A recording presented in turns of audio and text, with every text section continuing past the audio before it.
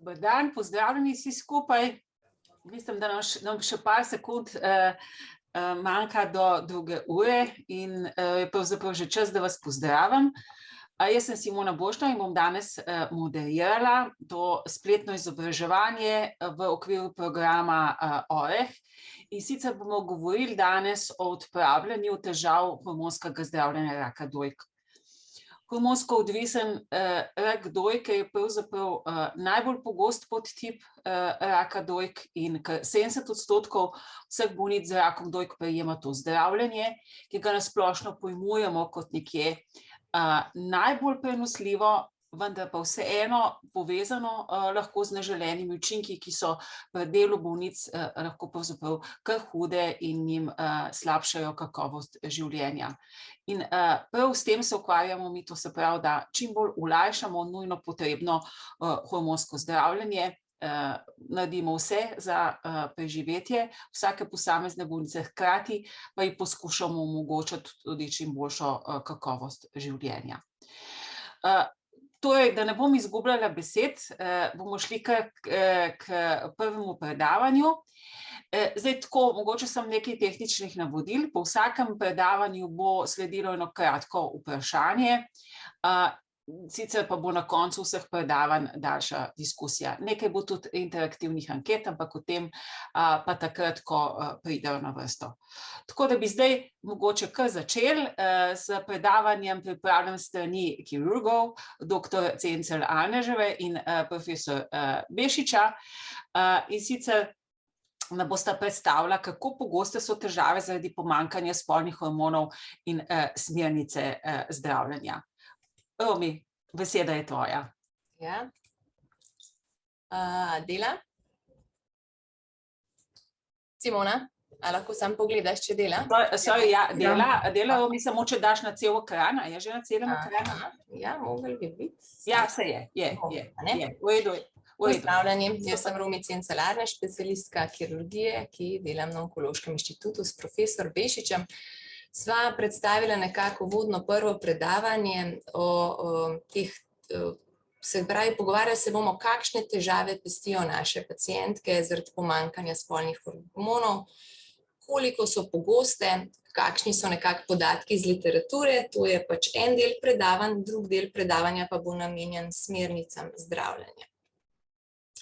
Se pravi, vloga ženskih hormonov, ženski hormoni imajo, kakor vidite na tej slikci, poleg vpliva na spolne hormone, vpliv tudi na druge organe, kar mogoče niti ne pomislimo na začetku. Zato imajo te naše bolnice kar veliko težav zaradi pomanjkanja ženskih spolnih hormonov. Ko zavremo za zdravljenje ženske hormone, ali nastajanje, ali antiestrogene. Se pravi, najpogosteje se pojavljajo vazomotorni simptomi, kar so vročinski valovi, bolnice imajo nočno potenje, motnjo spanja, palpitacije, tahikardijo. Lahko imajo urogenitalne simptome, suhonožnico, uhajanje urina, boleče spolne odnose, kar nam bo malo več, o čemer nam bo malo več predavala naša ginekologinja, dr. Krajec. In pogoste so tudi bolečine v mišicah in sklepih. Zdaj, glede na NCCN smernice, kar 46 do 73% bolnic z rakom dojke navaja vročinske vplive. Postmenopauzalni sindromi pa se nekako pojavljajo po tretjino so zmerni, tretjini primerov mili, tretjini primerov hudi. Pogledali smo nekaj, kaj pa je v literaturi, in Chang sodelavci je v svoji raziskavi, ki je vključevala kar 253 bolnic z rakom dojke, ugotovil, da v bistvu v polovici primerov imajo bolnice vsaj en vročinski vpliv, kar je relativno veliko, tako v 24 urah, kot tudi v zadnjem tednu. V 50% so to mili in zmerni, zelo redko so hudi ali zelo hudi. V isti raziskavi jih je tudi zanimalo, ali obstaja kakršnakoli povezava med vročinskimi valovi in intenziteto bolečine a je povezano z motnjo spanja ali je tudi povezano z motnjo v psihofizični funkciji. Ugotovili so, da te bolnice, ki so imele vročinske valove, so imele tudi statistično značilno večjo intenziteto bolečine, kot vidite znotraj 24 ur ali v enem tednu, če so se pojavljali valovi, in tudi motnjo spanja. Hkrati so pa imele statistično značilno zmanjšano psihično funkcijo, psihološko funkcijo, vkolikor so imele vročinski valov znotraj 24 ur.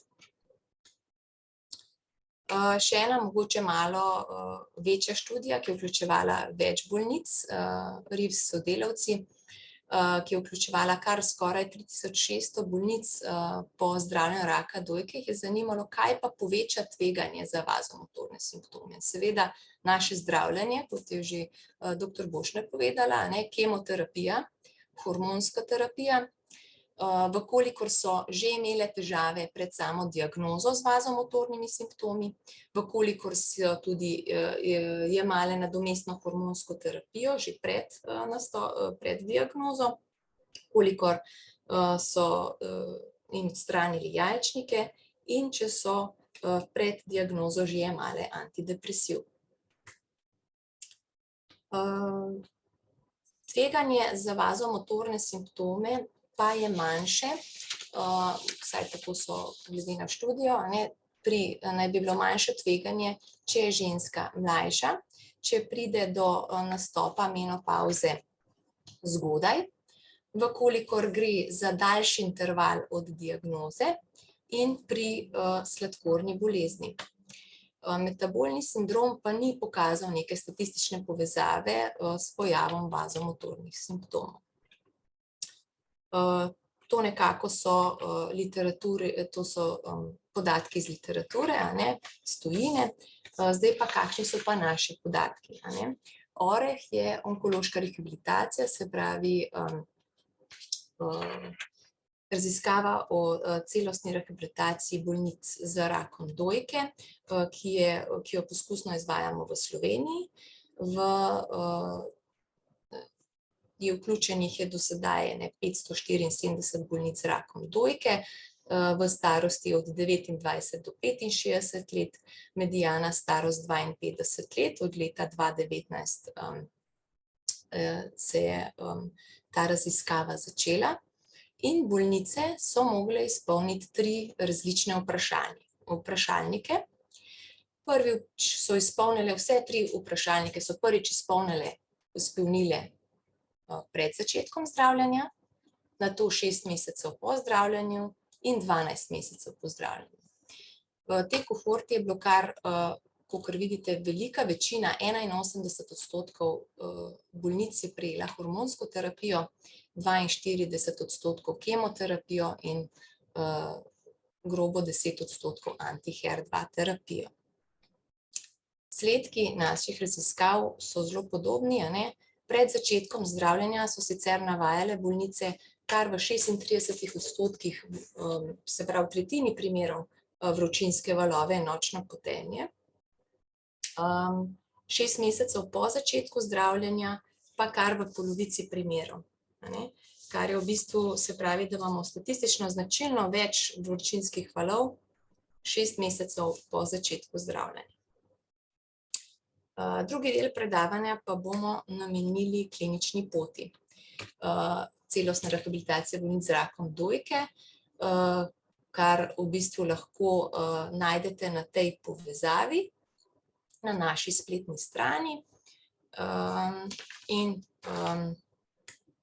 če kliknete to spletno stran, se pokaže, na to povezavo se pokaže tale spletna stran, kjer si lahko kaj več preberete v naši celostni rehabilitaciji.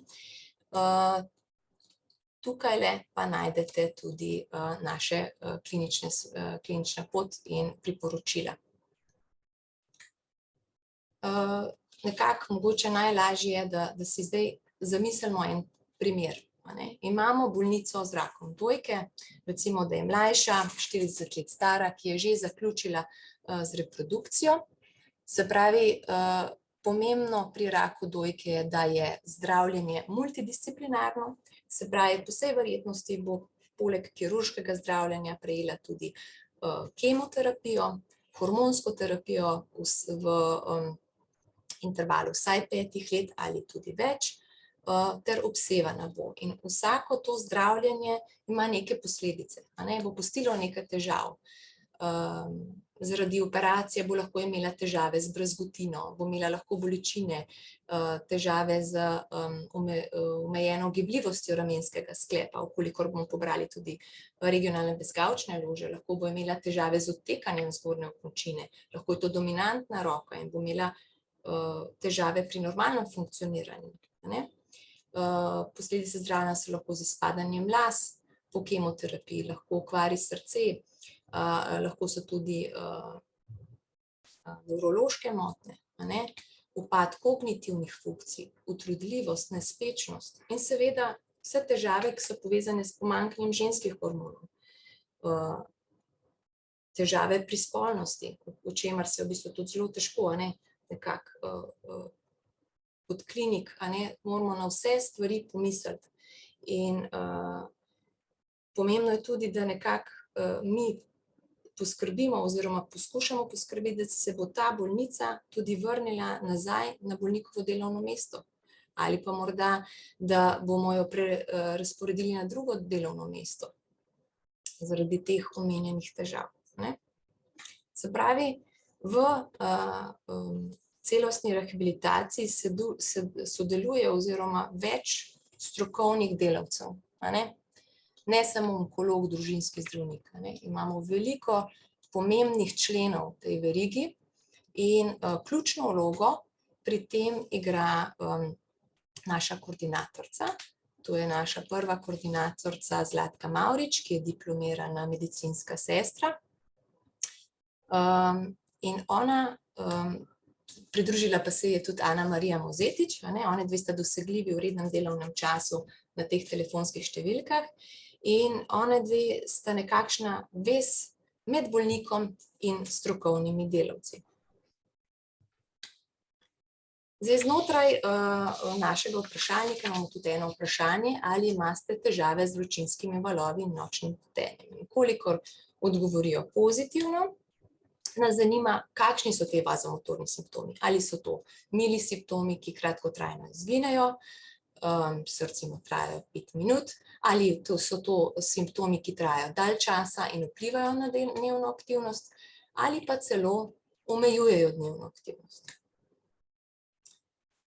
In ne glede na to, v kateri stopnji, katera stopnja vazomotornih simptomov bolnica ima, najprej svetujemo nefarmakološke ukrepe, o čemer boste tudi več govorili naši koordinatorki, Ana Marija in Zlatka. Se pravi, želimo pomagati k spremembi življenjskega sloga, poskrbimo za to, da poskuša reducirati telesno težo, koliko je to prekomerna. Svetujemo, da se drži joga delavnic, da je fizično aktivna. V okviru programa OREH smo pridobili v bistvu zelo veliko dejavnosti na Onkološkem inštitutu. Tudi v času covida imamo organizirano 2-krat tedensko telovadbo preko Zooma, ki jo organizira Fakulteta za šport. Lahko se bolnice udeležijo preko Zooma joga delavnic o prehrani in mi imamo možnost, da jih prej napotimo na psihoonkološko obravnavo. Pomembno je, da nekako spodbudimo bolnice k zdravem življenjskem slogu, to nam pomaga tudi družinski zdravnik. Lahko se udeležijo tudi delavnic v okviru Centra za krepitev zdravja in vse te stvari, ki smo že povedali. Pravi, vkolikor nefarmakološki ukrepi ne zaležejo, ni učinka, bolnico lahko naprej napotimo k anesteziologu v protibolečinsko ambulanto, o čemer in kasneje izvaja akupunkturo, o čemer bo malo več govorila dr. Gašperinova, ali pa se poslužujemo nehormonsko farmakološkega zdravljenja, o čemer bo pa malo več povedala Urška Bukal. Tako da to je nekako z moje strani vse. Bi se rada zahvalila za pozornost in če imate kakšno vprašanje. Hvala, Romi, za ta lep začetni pregled. Zdaj imamo še kakšno minutko časa za vprašanje, preden nadaljujemo. Lahko seveda vprašanja napišete tudi na chat, če se kdo noče v živo javiti. Ampak mogoče bi tukaj za začetek samo eno vprašanje, ki se mi zdi pomembno. 39% bolnic iz te naše pilotne raziskave je imelo vročinske vplive že pred začetkom zdravljenja. Kako si to lahko razložimo?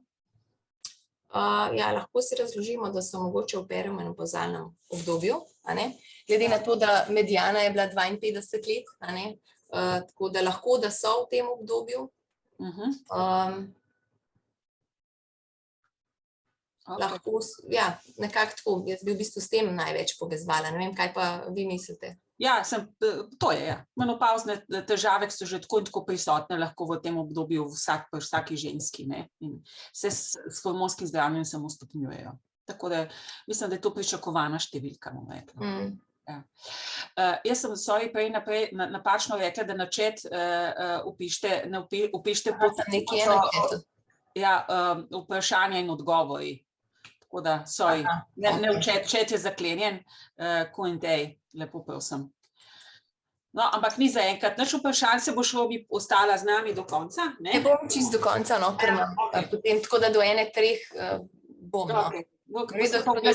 Če te bo kaj žurilo, drugače pa na koncu, ja. Zmenjeno. V redu. Hvala. Potem pa gremo kar po programu na naslednje predavanje naših koordinatork Anamarije Mozetič in Zlatke Mavrič, nefarmakološki ukrepi za blaženje težav zaradi hormonskega zdravljenja. Lepo prosim. Dober dan, Anamarija. Še na glas se dejte.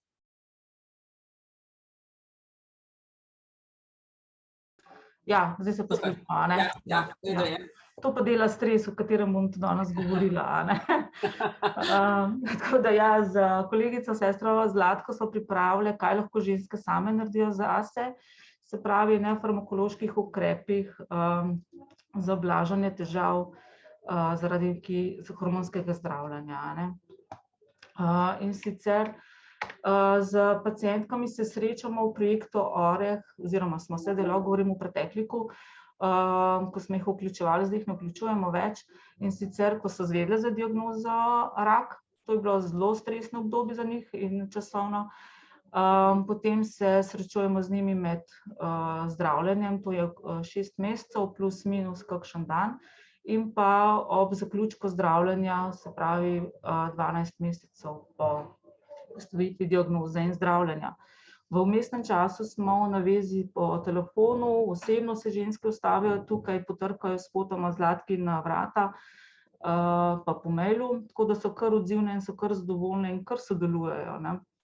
Tako da smo jim res ena dodatna podpora, ki grejo čez to obliko zdravljenja.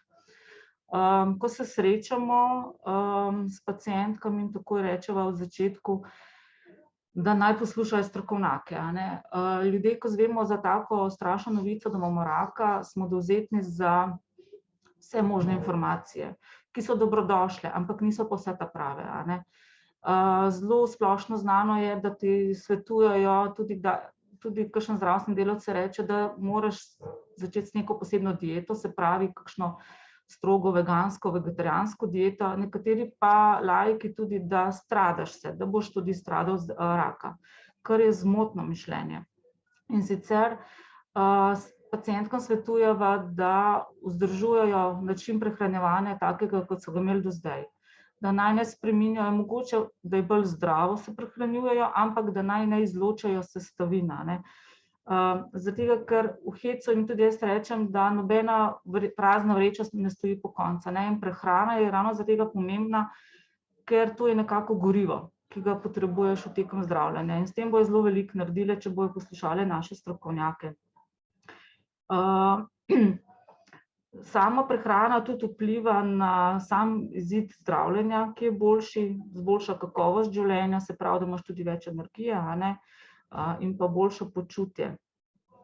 Svetujejo jim, da uživajo prehrano ne v enem kosu velikem, mogoče, če so prej se tako prehranjevali, ampak da to razdelijo čez cel dan, se pravi 3 do 5 obrokov na dan, da naj vse uživajo, tako kot sem rekla, zelenjavo, sadje, oreščke, tudi meso, zaradi beljakovin, in da naj to si lepo pripravljajo in tako hrano, ki jim paše in diši, zato da imajo apetit.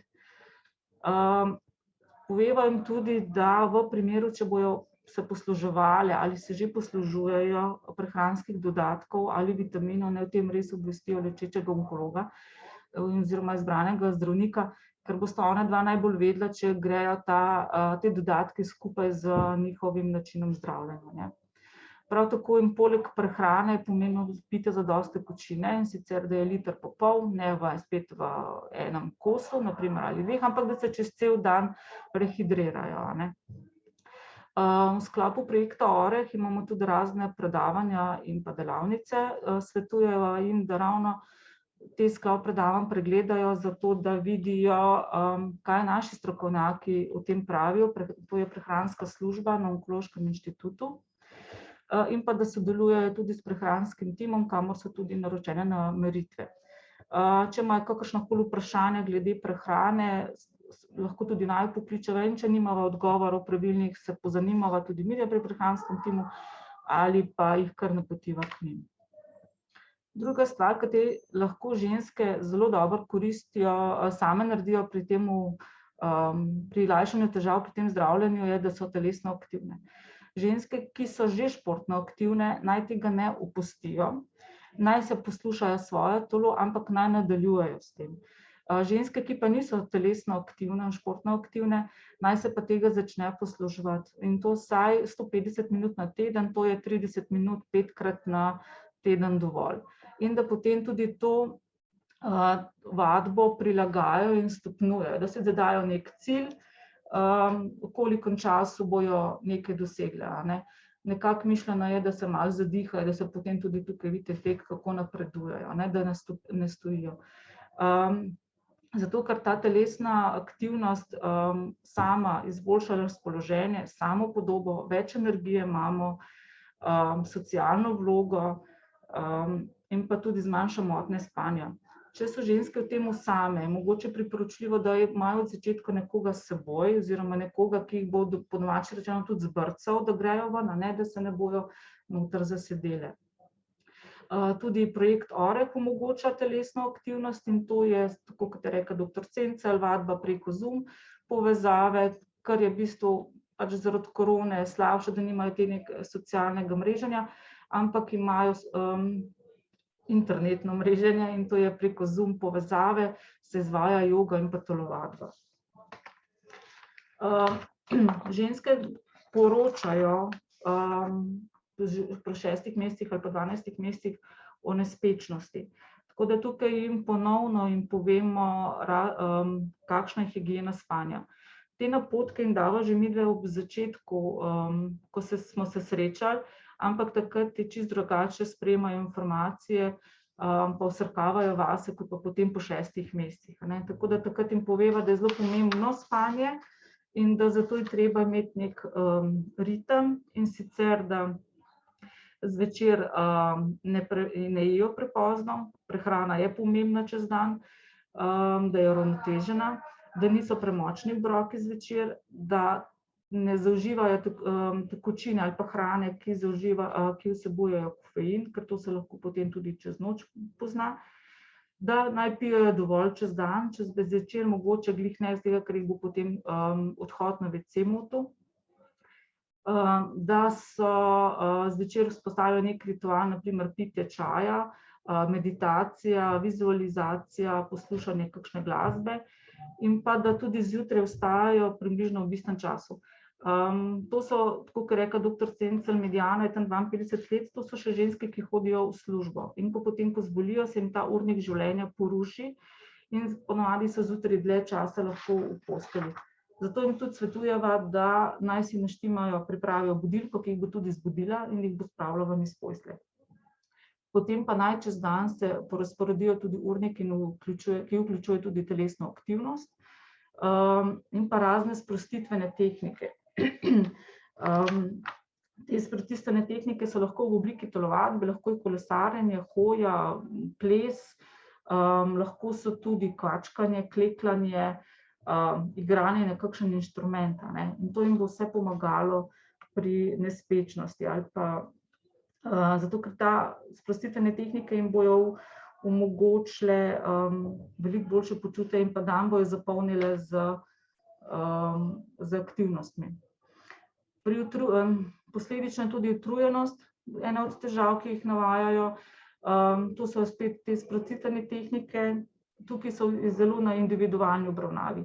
Ženske povejo, kaj so rade počele, kaj rade počnejo, potem jim pa še mi dodamo kakšno idejo, kaj bi lahko naredile za sebe. Sprostitvena tehnika so tehnike dihanja. Dihanje umiri telo, se mišice sprostijo, potem ena od sprostitvenih tehnik je tudi vizualizacija. Tako da to je zelo dobrodošlo. Pri utrujenosti tudi pomaga masaža, telovadba, tako kot sem že povedala, 150 minut na dan, da so zelo aktivne. Lahko jim je tudi sprostitvena tehnika, oziroma da zamotijo, recimo, ali pa nadomestijo telovadbo s kakšnim vrtnarjenjem čez dan, tako da to je zelo dobrodošlo. Čez dan lahko tudi počivajo, ampak naj ne počivajo več kot 30 minut, zato ker ta počitek se potem zavleče v noč. Čez dan lahko tudi uporabljajo kognitivne treninge, to so na primer igranje puzelj, šaha, Scrabble, sudoku, reševanje križank. V bistvu, da se nekako čez dan res zamotijo, zato da je potem lahko spijo po noč. Ko jim predlagamo telovadbo in telesno aktivnost, mislijo, da to ne bo šlo skupaj, zato ker so utrujene in da si po telovadbi še bolj utrujeno. Ampak to je zmotno mišljenje. Bolj si utrujen, če več počivaš. Ko se pa ti po domače rečeno zbrcaš in greš na sprehod, hojo in potem to stopnjuješ ali na kakršnokoli telovadbo, se pa ti napolniš z energijo, misli se ti sprostijo, zbistrijo, dobiš več moči, zmanjša se tudi bolečina in pa slabosti, sam spanec, tako kot sem že rekla, pa zmanjšajo se tudi stres in pa tesnobe. Je pa treba ob tem poslušati svoje telo, ki pravi tudi včasih, da je treba malo ustaviti, ampak da tudi malo počivati, ampak da se to ne zavleče potem na vsakodnevno počivanje.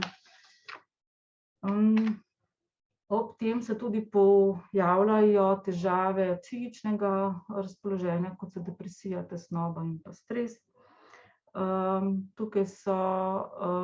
Tukaj mi tudi sodelujemo z psihoonkologijo, z oddelkom, kamor ob zaznavanju pacientk, ki navajajo večje težave, damo presejalni vprašalnik in vstopimo tudi v kontakt za našo psihoonkološko službo. Svetujejo jim, kaj lahko one same naredijo. Ob tem vsem je tudi muzikoterapija. To je zelo dobrodošla tehnika pri obvladovanju stresa. Priporočajo, da se poslužujemo glasbe, ki nam je všeč, ki nam vzpodbuja neke dobre občutke. Na koncu pa so strokovnjaki tudi rekli, da je klasika, stara klasika, Mozart na primer, zelo dobrodošla in da blagodejno vpliva. Da tudi ljudje, ki mislijo, da ne marajo klasike, Mozarta v bistvu ugotovijo, da je zelo blagodejen.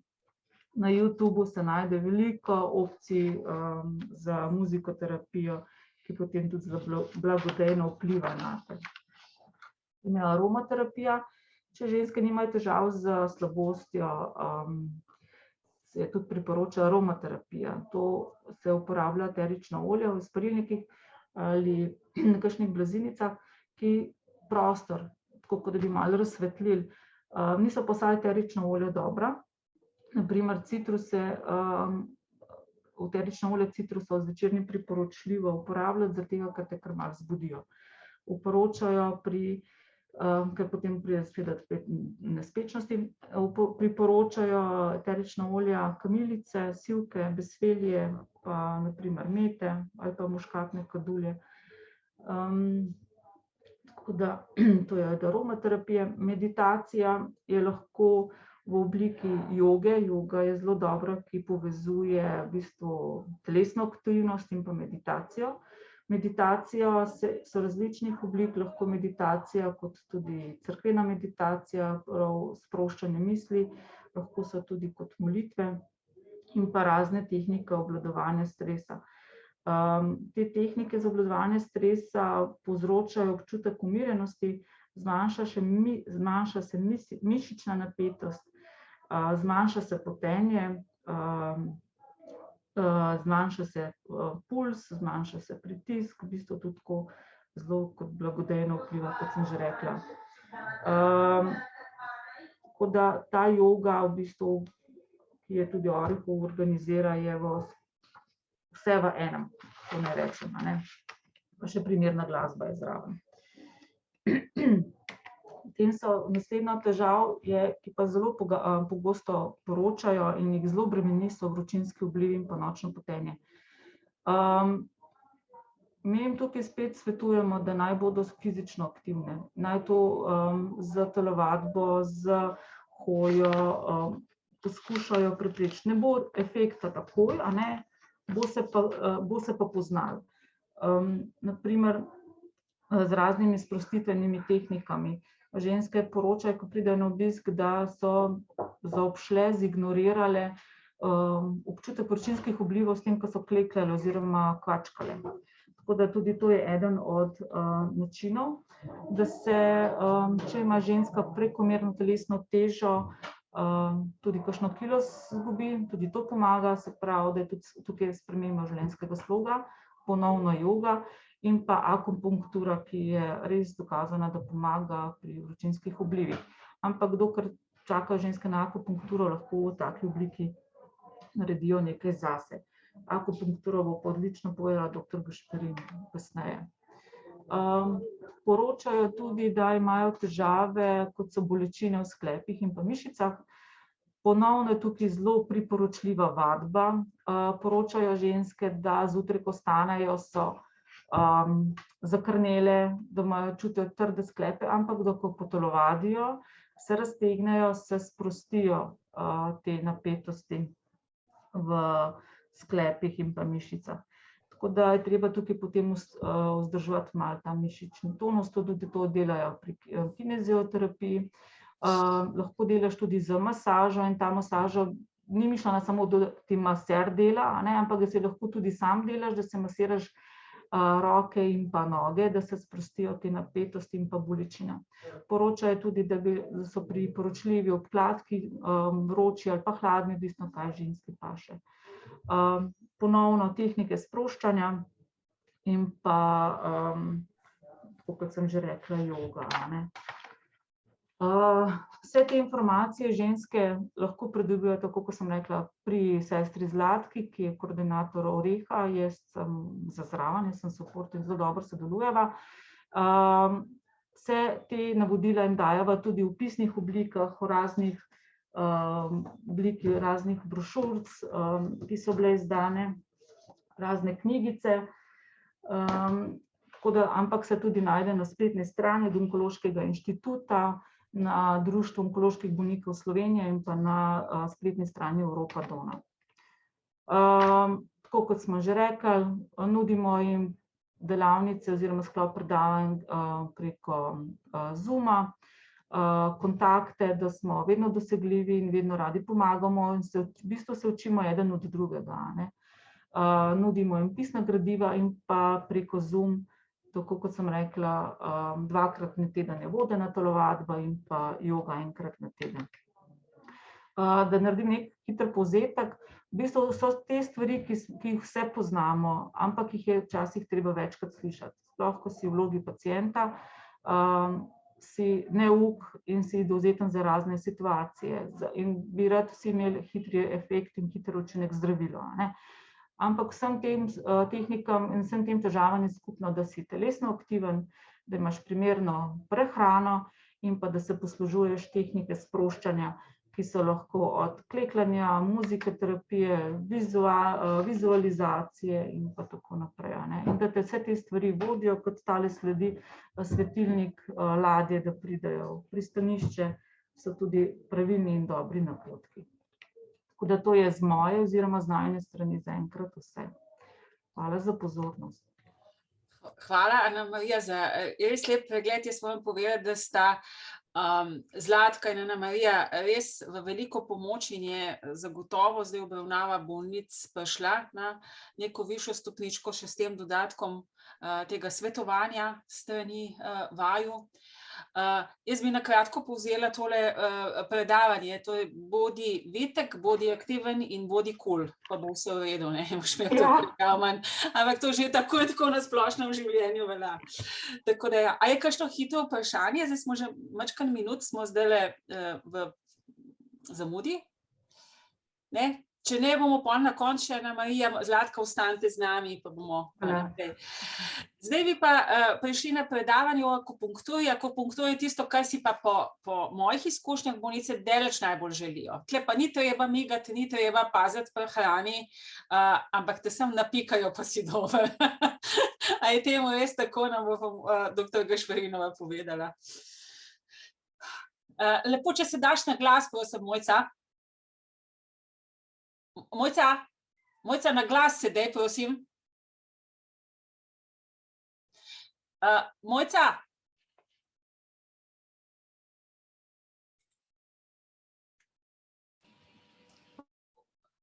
Na glas se daj. Si že bila na glas? Še enkrat, prosim. Ja, zdaj bo pa super, zdaj pa ja. Je dosti glasno. Ja, zdaj pa dosti glasno. Ja, prej si bila na mute. Jaz pa tudi sicer bolj potiho govorim. Če pa preveč potiho, mi povejte, prosim. Super si, zdaj se pa te sliši, kot bi bila zraven tlele. Ok, super. Hvala. Torej, moja naloga je, da povem nekaj o akupunkturi, ki jo, kar pa naslednji slide, prosim. Skratka, akupunkturo na Onkološkem inštitutu izvajamo že od sredine 90-ih let. In sicer jaz sem začela leta 2002, prej pa je delala primarij dr. Kolonič. Skratka, to so bili tisti pionirski časi, ker se je o tem šele začelo pisati, ko so takrat, ko se je nekako prepovedala nadomestna hormonska terapija bolnicam z rakom dojke in ko so se začele pač iskati druge možnosti za lajšanje težav. No, zdaj tukaj en uvod, kaj so komplementarne metode.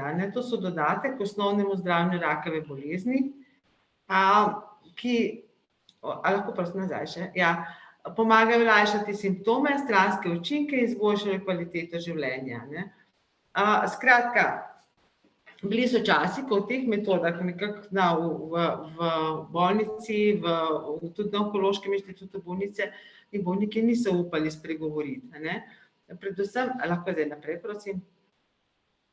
Predvsem zato, ker je bila to nekako ena zmeda v teh, kaj je zdaj to alternativa, kaj je komplementarno in kaj je integrativno. Zdaj, mene vedno me zelo zmoti, kadar so akupunkturo med alternativo omenjali. Zakaj? Alternativa je takrat, kadar ti opustiš neko zdravljenje na račun drugega. Komplementarno je takrat, ko ga dopolnjuješ, integrativno je pa to, kar se danes dogaja, tudi s programom celostne rehabilitacije bolnika, torej da vključiš v en sistem zdravljenja vse, kar je možno, da prideš do zaželenega cilja. Kar naprej, prosim. Tukaj sem povzela iz guidelinesov, ki temeljijo na pregledu literature v zadnjih 5 letih, in sicer kam sodi in kakšen je nivo dokazljivosti oziroma koristi dopolnilnih metod zdravljenja v sistem integrativne terapije. No, kar naprej. Zdaj, tale slajd je bolj tehnično slabši, ampak v glavnem, kam so vse uvrstili akupunkturo? Akupunktura je med lajšanje stresa in anksioznosti, med seveda slabost in bruhanje povzročene z kemoterapijo, potem so utrudljivost, limfedem, bolečina, motnje spanja. In seveda kot prvo, ne zadnjo, ampak prvo, vazomotorni vplivi. Kar naprej, prosim. No, potem glede teh študij bi pa tole dodala. Tega je kar nekaj se nabrali. Večinoma, skoraj polovica jih je iz azijskega geografskega področja, seveda, dokazovati, zato, oziroma slediti, ker pristopi do akupunkture, način, kako mi to izvajamo, se zelo razlikuje. Eno je izvorno, kaj dela kitajska tradicionalna medicina na Kitajskem, na Tajskem in tam v Koreji, drugo pa je, kako to delamo v Evropi. Poleg tega se to znanje lahko pridobiva tam, lahko pa se pridobiva preko raznih akupunkturnih šol v evropskem področju, in se zelo razlikujejo tudi načini, kako delamo, pristopi, katere točke uporabljamo. Skratka, zato je to težko primerljivo, ampak vendar rezultati so zato tudi zelo, diapazon tega je zelo različen, od dokazane učinkovitosti do dvomov, do nerazlik med placebo in terapijo, tako da, ampak vendarle, zaključek je, da je pomembna, predvsem pa, da so nekatere študije, ki to dokazujejo, in po drugi strani pa vemo, da je to za nefarmakološko metodo, ki pa po drugi strani pa ni škodljiva. Zato, kar naprej.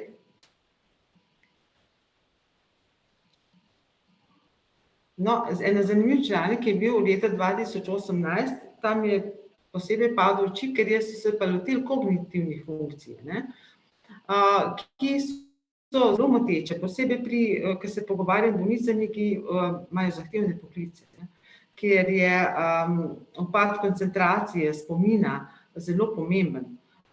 No, in tukaj so sledili in so pa nekako določali tudi serum brain derived neuropathic factor, in se je pač izkazalo, da je akupunktura učinkovita v zdravljenju upada kognitivne funkcije in tudi povezava je bila z nivojem tega faktorja. Skratka, to, kar tudi mi, ki želimo razložiti princip in delovanje kitajske tradicionalne in akupunkture, dokazujemo z nivojem nevrotransmiterjev. Kar naprej. No, zdaj tako, toliko sem že omenila, mi smo radovedni, želimo ugotoviti, zakaj se nekaj dogaja, zakaj ena terapija deluje in na kakšen način, in sledimo ali nivojem endorfinov, nevrotransmiterjev, gledajo tudi s funkcionalnim MRI-jem. Po drugi strani pa seveda gremo pa lahko pa z filozofskega izhodišča pa rečemo, to so pač filozofski temelji, iz katerih celotna kitajska tradicionalna medicina izhaja in jih ne bomo razlagali, ne bomo iskali dogajanja, oziroma nekih farmakoloških efektov. Kar naprej. No, tisto, kar je pa tukaj pristopa, pa ki ga mi tudi, ki delamo akupunkturo v Evropi, pa vseeno sledimo in nam zelo prav pride. Skratka, in je tudi, kajti po taoistični filozofiji je pač energija vesolja v nenehnem dinamičnem ravnovesju in to velja tudi za človeka. in da se energija notranjih organov projicira na površino telesa v določenih energetskih poteh, meridijanih. In z zbadanjem iglic v te točke na teh meridijanih poskušamo vzpostaviti porušeno ravnovesje. No, to pa je ta pogled, to čisto zelo površen in na kratko, ampak tisto, kar je pa meni najbolj pomembno pri tem, je pa pristop zdravljenju, je pa celosten. Jaz tukaj ne zdravim samo oblival, ne zdravim samo neko bolečino, ampak zdravim to osebo. Naprej, prosim. Ja. No, skratka, zdaj, glede, kar smo, tisto, kar je pomembno, ker sem že prej poudarila, mi tukaj ne škodimo. Iglice pač pazimo, ne zabadamo tam, kjer je infekt, kjer so rane, kjer je maligna rast, ne zabadamo v roko, kjer je bila narejena aksilarna limfadenektomija in seveda pazimo tudi, če je ekstremno nizki trombociti ali pa levkopenija zelo huda, takrat odložimo, sicer pa to ni potrebno. Kakšne zaplete lahko naredimo mi z temi iglicami, ki jih uporabljamo, lahko naredimo kvečjem in manjših hematom ali pa bolečino, ali pa imeli smo tudi primere alergije. Pa možno je tudi, da v začetku zdravljenja so bolnice malo bolj zaspane, malo so utrujene in na to jih seveda tudi zmeraj opozorimo. Kar naprej. No, to, kar sem preletela te študije, se pravi, mnenja so deljena, nekatere so da, ampak vendarle, en common sense pogovor pa vendarle je. Zdaj, česa se lotimo za akupunkturo, to je bilo že prej omenjeno, v prejšnjih predavanjih, pa še več bo, pa prej sem omenila, predvsem so vročinski oblivi, potem so, kar se tiče pa bolečine, je pa predvsem moramo vedeti, za akutno bolečino, takrat, ne vem, pooperativno, pa to se ne lotimo, vemo, kje so omejitve. Ampak tista bolečina, ki je pa kronična, bolečina v rami, bolečina brazgotina, ta pa je seveda zelo primerna in hvaležna. Kar naprej. No, omenila bom slabost in bruhanje, ki smo poskušali, ravno zato to omenjam, ker smo tudi na našem inštitutu to poskušali, lajšati bolnicam ob sami aplikaciji kemoterapije. Naučili smo jih stimulirati točko P6 pred kemoterapijo, med in po njej. In to je bilo zelo hvaležno. Vem, da smo poskušali bolnicami in so potem tudi spraševali, nismo sicer delali tako ankete, ampak bolj osebno, in to še vedno kar svetujemo. Naprej.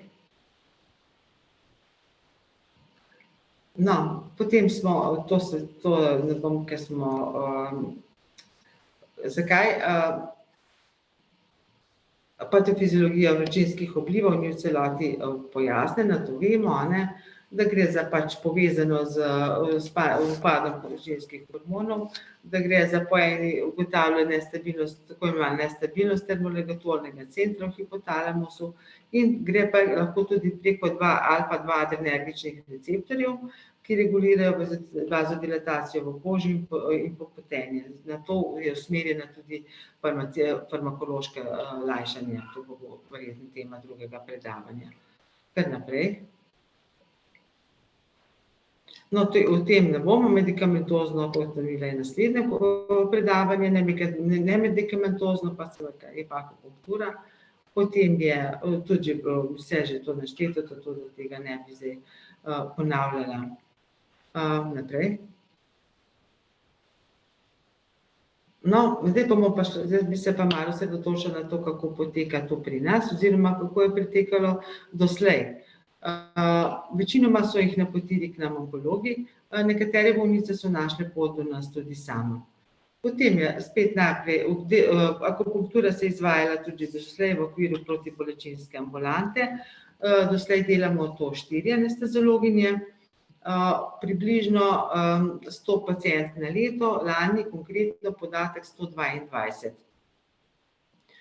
Najprej opravimo pogovor, potem, kjer se osredotočimo na potek, na terapijo, ki jo prijemajo, pa vse tisto, kar je bilo že doslej omenjeno. Skratka, domače socialno okolje in vsi simptomi in tisti, ki so najbolj moteči, in potem lahko se usmerimo na njih in delamo kar individualno, ne. Tako da se usmerimo na tisto, kar je za bolnico najbolj moteče in zaradi česar je bila napotena, zraven pa še vse ostalo.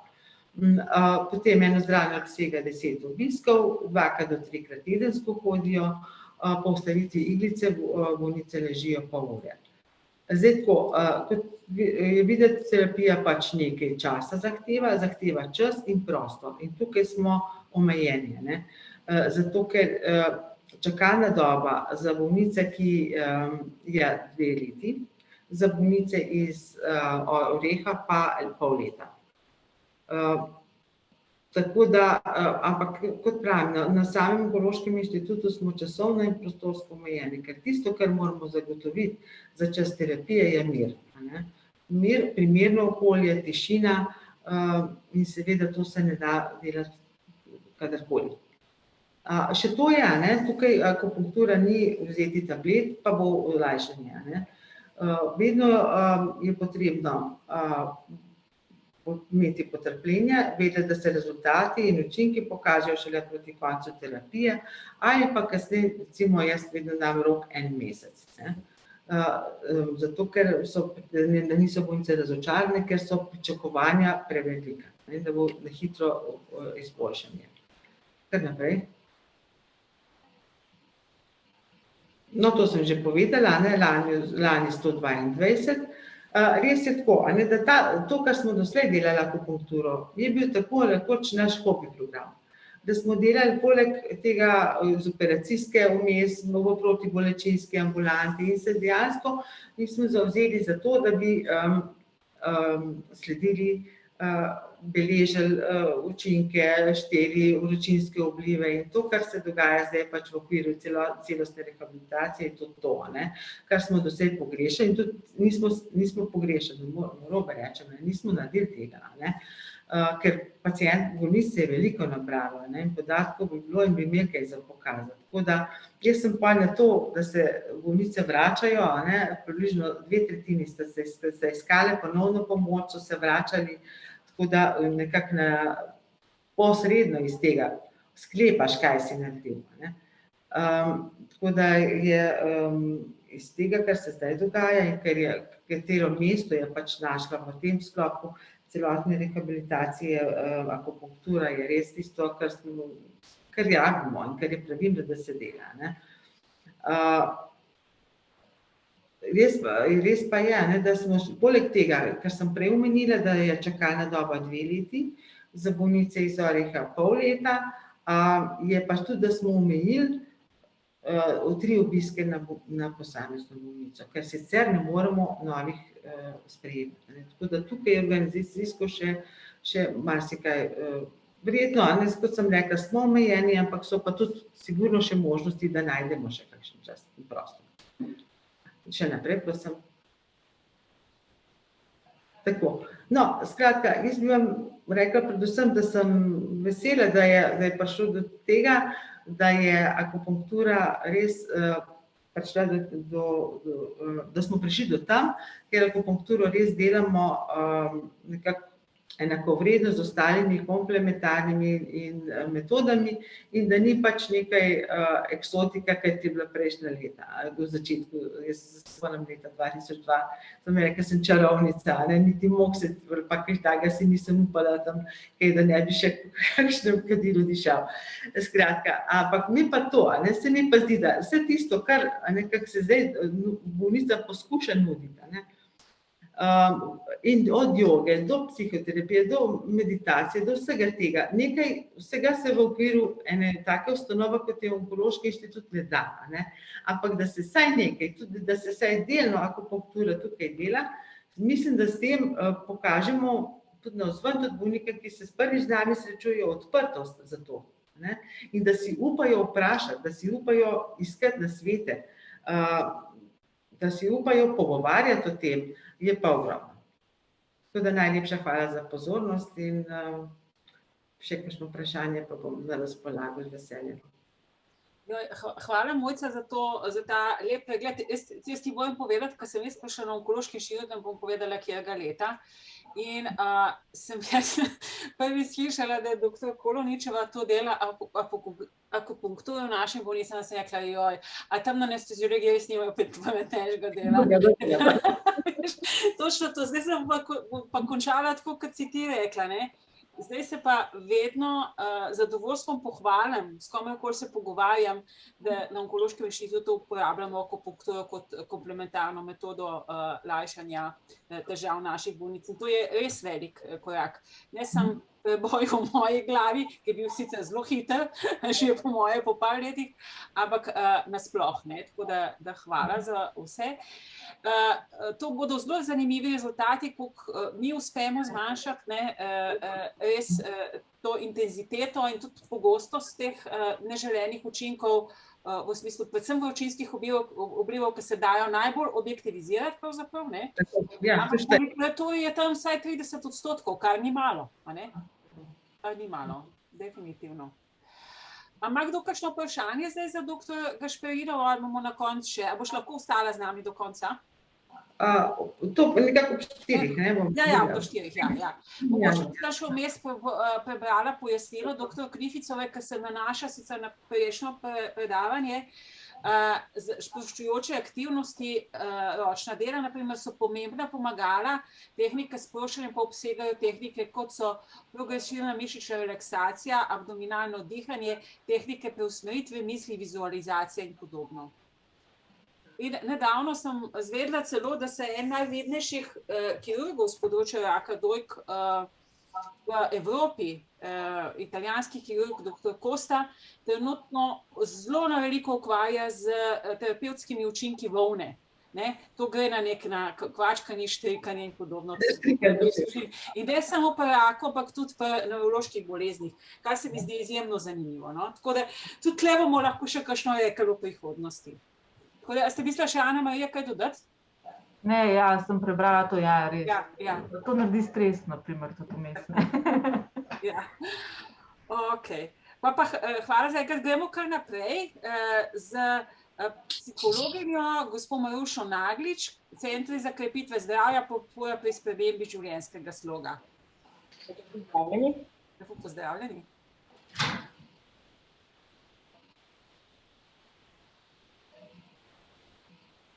Sem še, če lahko delite na cel... Ja, super. Ja. Torej, jaz prihajam iz zdravstvenega doma Celje, Centra za krepitev zdravja, in moja naloga danes je, da predstavim aktivnosti Centri za krepitev zdravja. Maruša nekoliko odmeva, a mogoče lahko kako čiste zvok?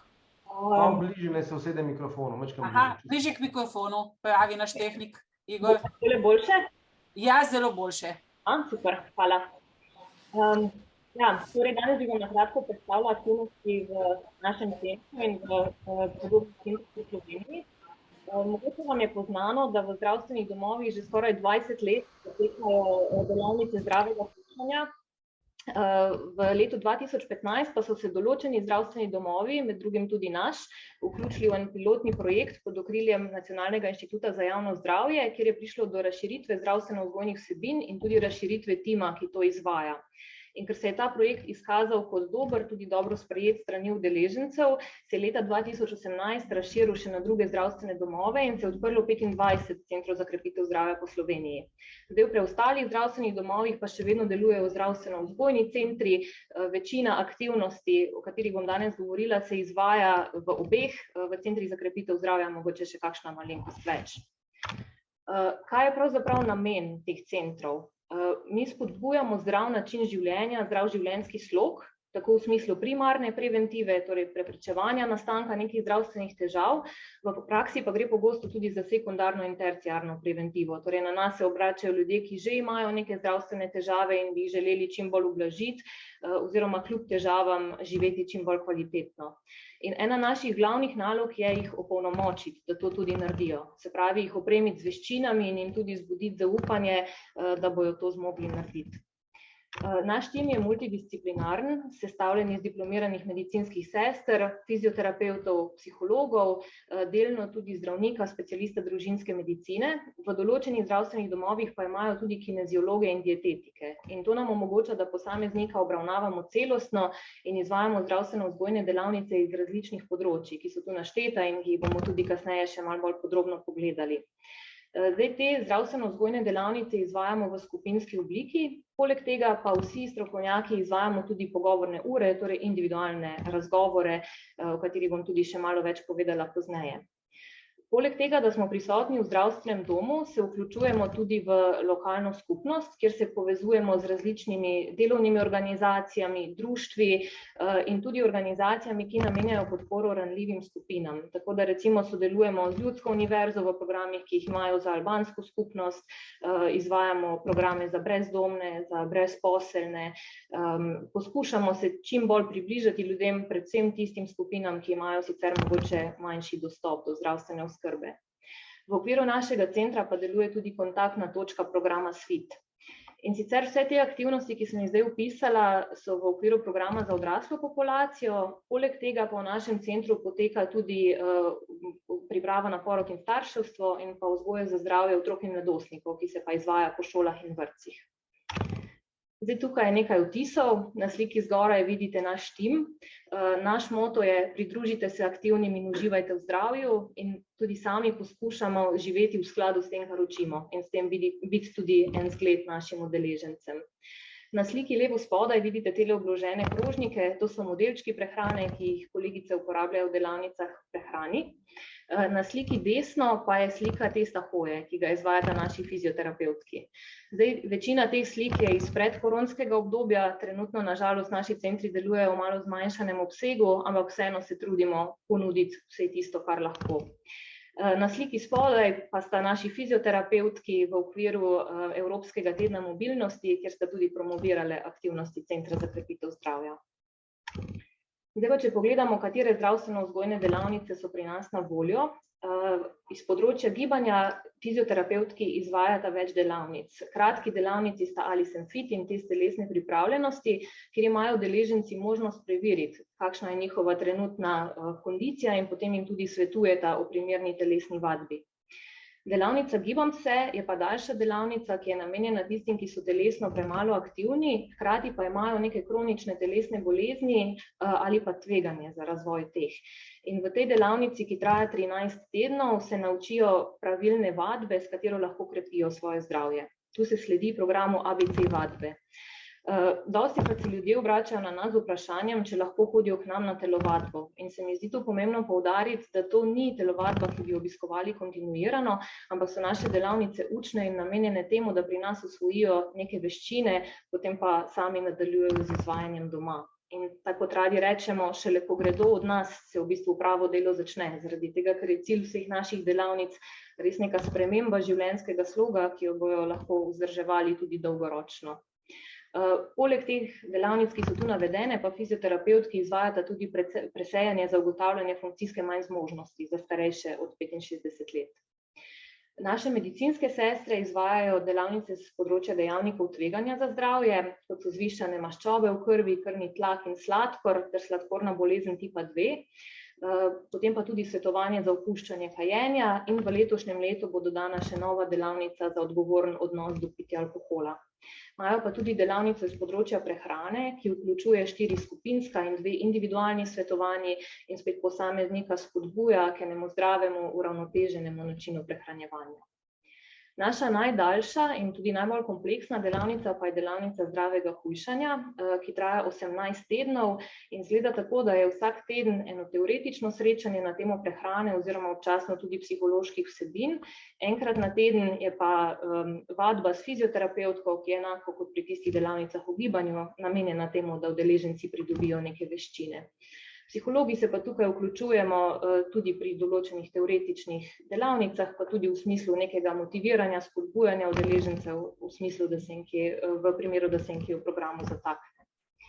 V nadaljevanju bi pa pogledali še malo več v področju duševnega zdravja. Zdaj, kot je bilo danes že parkrat omenjeno, tudi onkološke bolnice lahko imajo težave z anksioznostjo, stresom, depresijo in tukaj po določenem času po zdravljenju mogoče pride v poštev tudi usmeritev v naše delavnice.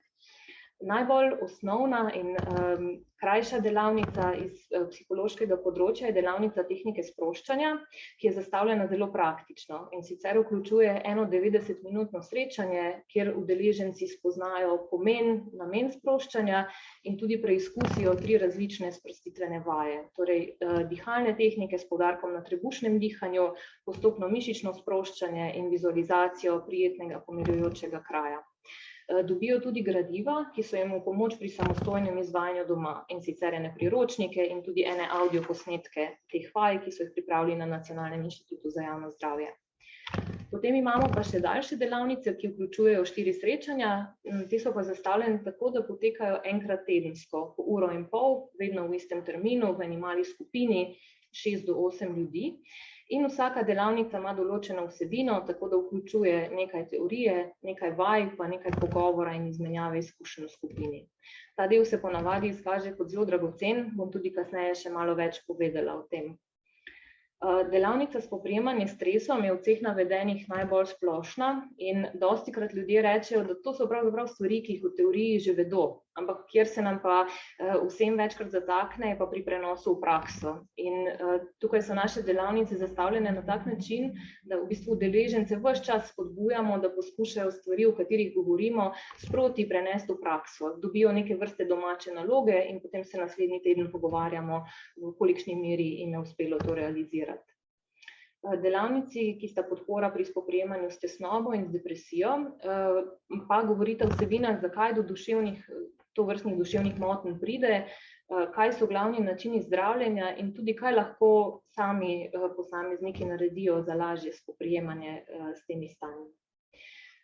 V letošnjem letu bo na novo dodana tudi delavnica z naslovom Zdravi odnosi. Zdaj, podrobnosti mi še niso znane, ampak gotovo bo pa to ena vsebina, ki bo naše udeležence zelo zanimala, zaradi tega, ker vedno znova na delavnicah pridemo tudi na to temo odnosov, tako v službi kot tudi v zasebnem življenju. Na spletni strani NIJZ lahko najdete tudi kratke opise teh delavnic in tudi opise, kako do nas. Čemu so pravzaprav delavnice namenjene? V prvi vrsti so to psihoedukativne delavnice. Torej, naš namen je udeležence informirati in predati več informacij, da razumejo, kaj se jim dogaja. In tu se dostikrat izkaže, da že samo s tem, ko razumejo neke stvari, kar en del stiske odpade. Drugi del je tudi normalizacija teh duševnih stisk. Torej, tu ljudi pomirimo, da so duševne stiske precej pogoste, da so pravzaprav nek sestavni del življenja, da pa je dobro krepitene veščine, kako se z njimi lažje spoprijemati. In tu se pokaže kot en res dragocen del tudi ta izmenjava izkušenj v skupini. Zdaj nikogar ne silimo, da bi moral kakšne stvari podeliti, če jih ne želi, ampak se pa ponavadi izkaže, da v skupini ljudi, ki nekako delijo ena podobna doživljanja, je mogoče določene stvari še lažje podeliti kot v krogu svojih bližnjih. In dostikrat potem ravno to deljenje izkušenj ljudem olajša celo stisko z zavedanjem, da niso sami, da zaradi tega niso čudni in da jih tudi drugi ne bodo obsojali, če te stvari podelijo. Seveda pa je namen delavnic tudi ena podpora pri spoprijemanju s temi stanji v smislu širjenja nabora strategij. Zdaj tu vedno poudarjamo, da ne obstaja en recept, ki bo deloval za vsakogar, ampak kar poskušamo doseči in skozi teorijo in deljenje izkušenj je res čim bolj razširiti nabor možnosti, ki jih imajo in potem znotraj tega vsak najde nekaj zase. Hkrati pa potem ves čas, kot sem že omenila, spodbujamo tudi ta prenos v prakso in pomagamo udeležencem prepoznati, kaj pa so že naredili in jim je to potem ena motivacija tudi za nadaljevanje. Včasih pa pridejo ljudje tudi iz čiste radovednosti, ker jih področje skrbi za lastno duševno zdravje zanima in res želijo delovati povsem preventivno. Pomembno je poudariti, da naše delavnice niso nadomestilo za zdravljenje depresije ali anksioznosti, lahko so pa eno dragoceno dopolnilo psihiatričnemu, klinično-psihološkemu ali pa psihoterapevtskemu zdravljenju. Komu so namenjene? Odraslim, ki imajo težave pri obvladovanju stresa in se večkrat čutijo preobremenjene, Tudi tistim, ki že imajo simptome depresije ali anksioznih motenj in prepoznavajo, da jih v življenju ovirajo.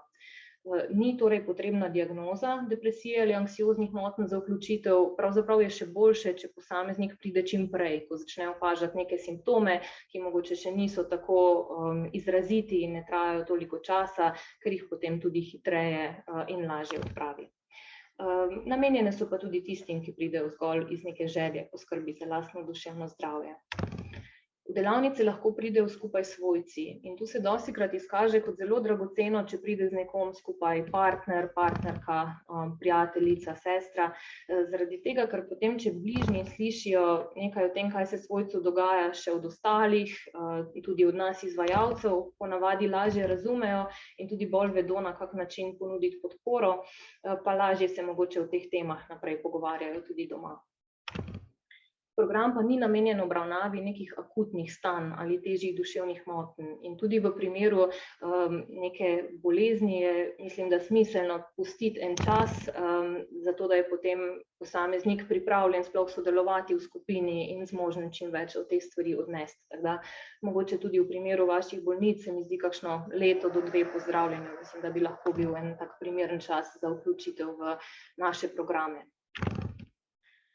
Poleg psihoedukativnih delavnic pa psihologi nudimo tudi pogovorne ure, tako imenujemo naše individualne razgovore, ki so lahko namenjeni spoznavanju udeleženca pred delavnico. Torej, dostikrat imajo ljudje nek zadržek pred tem, da bi direktno prišli v skupino in jim je lažje, če en prvi stik vzpostavimo individualno, pa se pogovorimo o tem, čemu so delavnice sploh namenjene, kaj lahko od njih pričakujejo in tudi presodimo, koliko je za posameznika v tem trenutku vključitev primerna. Možno je tudi, da ponovimo vsebine posameznih delavnic, če so bili odsotni, ali poglobimo kakšne stvari, ki so zanje posebej pomembne. Vedno pa poskušamo tudi prepoznati, ali bi mogoče posameznik potreboval še kakšno dodatno strokovno pomoč, ki mu jo v okviru preventive ne moremo ponuditi, in v tem primeru jih usmerimo tudi na Center za duševno zdravje odraslih, recimo na osebnega zdravnika, na Center za socialno delo ali pa kam drugam. En pomemben del je pa tudi, da jim nudimo pomoč pri spreminjanju vedenja, včasih predvsem neko motiviranje, včasih informiranje, torej poskušamo se prilagoditi temu, kar posameznik potrebuje. Spet bi pa poudarila, da te pogovorne ure niso namenjene kliničnemu svetovanju ali psihoterapiji, so tudi časovno nekako zamejene v en krajši obseg, ker so res bolj podpora temu, kar se pri nas sicer dogaja v skupinski obliki. Kako do nas? V kratke delavnice in delavnico spoprijemanja s stresom se lahko posamezniki prijavijo sami, tako da nas pokličejo ali nam napišejo mail in jih obvestimo, ko je možna vključitev. Za psihoedukativne delavnice o anksioznosti ali depresiji je potrebna napotitev strani izbranega družinskega zdravnika, referenčne sestre iz ambulante družinske medicine, psihiatra in psihologa oziroma kliničnega psihologa, ki dela v okviru zdravstva. Zdaj, odkar je možno, da v delavnice napotujemo tudi psihologi, je pravzaprav ta pot olajšana, ker če je psiholog zaposlen v CKZ, lahko tudi v bistvu sam presodi, ali za nekoga primerna vključitev in potem izpolni ta obrazec, ki služi kot napotnica. Tako da, če menite, da bi za koga bila smiselna vključitev, ga lahko napotite, pa bomo potem se mi dalje dogovorili z njimi. Zdaj, za določene daljše delavnice je pa res potrebno, da napotnico izpolni izbrani družinski zdravnik ali referenčna sestra, recimo za tole delavnico zdravega hujšanja je potrebno tudi, da posameznik prej opravi preventivni pregled. Vse te aktivnosti so pa financirane iz obveznega zdravstvenega zavarovanja, tako da se jih posamezniki lahko udeležijo brez kakršnih koli doplačil. Takole za konec pa še nekaj vtisov udeležencev naših delavnic. Zdaj v teh 6 letih, kar naš center deluje, smo imeli res en zelo širok razpon udeležencev, tako po starosti, kot tudi po izobrazbi in kulturnih okoljih, iz katerih prihajajo. Malo za ilustracijo, starost od 18 do 85 let in po izobrazbi vse od osnovne šole do znanstvenega doktorata.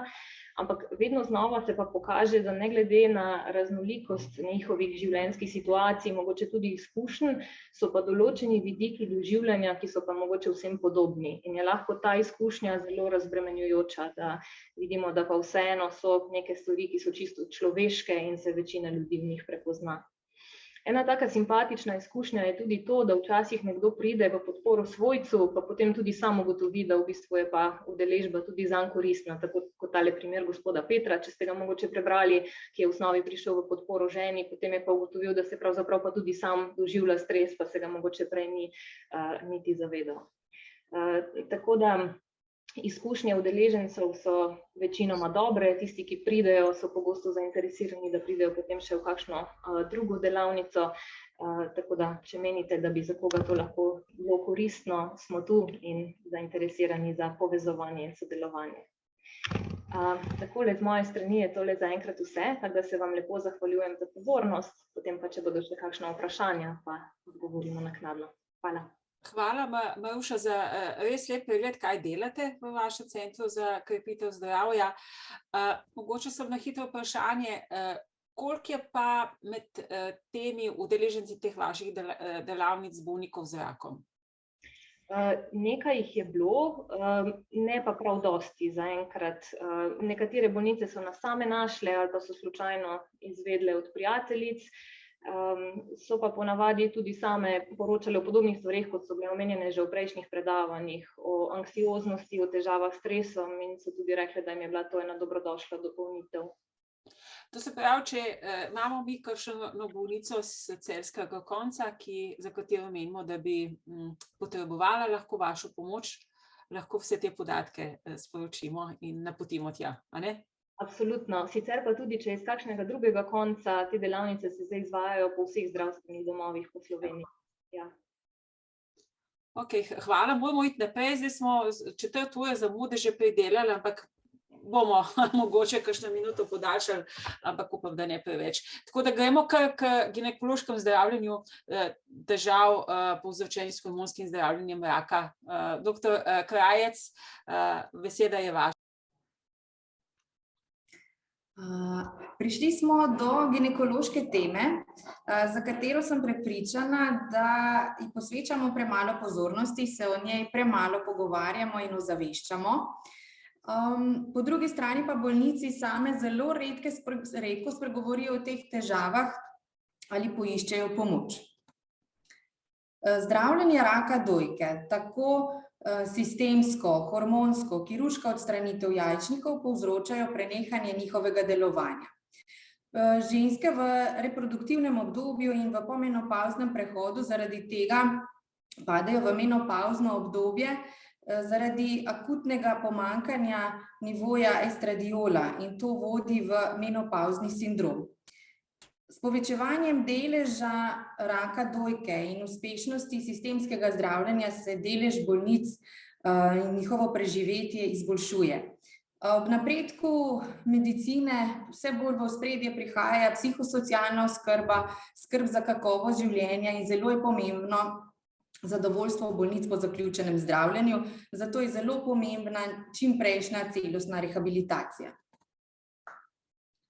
Urogenitalni sindrom je pogosta posledica endokrinega zdravljenja raka dojke. Na splošno bolnice v menopavzi okrog 50% poročajo o teh težavah, medtem ko je pri bolnicah z rakom dojke ta odstotek še za 20% višji.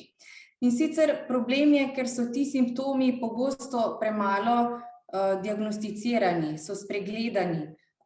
V primerjavi z vazomotornimi simptomi, ki se s časoma težave nekoliko olajšajo, ker se telo prilagodi na nižji nivo estrogena v telesu, se te težave s časom poslabšujejo, vztrajajo.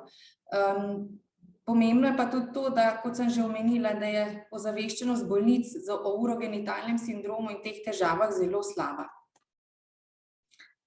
Sistemsko pomanjkanje estrogena vodi v fiziološke in strukturne spremembe urogenitalnega trakta. In sicer zaradi zmanjšanega izločanja žlez pride do suhosti nožnice, izguba elastičnosti, prožnosti tkiva, skrajša se nožnica, zoži se vaginalni kanal.